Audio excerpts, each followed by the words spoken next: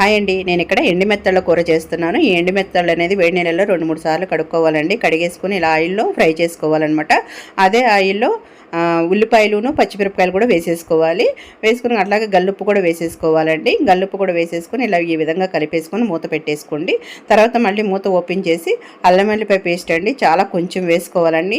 అది కూడా నూనెలో మిక్స్ అయ్యేలాగా ఒకసారి కలిపేసుకొని మూత పెట్టేసుకోండి. మరి తర్వాత మళ్ళీ మూత తీసి చూద్దామండి. ఇదిగోండి చూసారు కదా, ఈ విధంగా వేగితే సరిపోతుందన్నమాట ఉల్లిపాయలు. ఇప్పుడైతే కారం వేస్తున్నాను. కారం వేసిన తర్వాత టమాటా వేస్తున్నానండి. టమాటా కూడా చక్కగా మగ్గిపోవాలన్నమాట. ఇదిగోండి ఒకసారి కలిపేసి మూత పెట్టేశాను. 1 మినిట్ తర్వాత ఓపెన్ చేసి చూశానండి. తర్వాత మగ్గిపోయినాయి కదా, తగినంత నీళ్లు కూడా పోసేసుకున్నానండి. చూసారు కదా, పోసుకున్న తర్వాత కూర బాయిల్ అవుతున్నప్పుడు మనం ఫ్రై చేసి పెట్టుకున్న ఎండి మెత్తలు కూడా వేసేసి సిమ్లో పెట్టేసేయండి స్టవ్ అనేది. ఒక 10 నిమిషాల తర్వాత ఓపెన్ చేయండి. కూర అయిపోయింది. మా హస్బెండ్కి అయితే సూపర్గా నచ్చింది.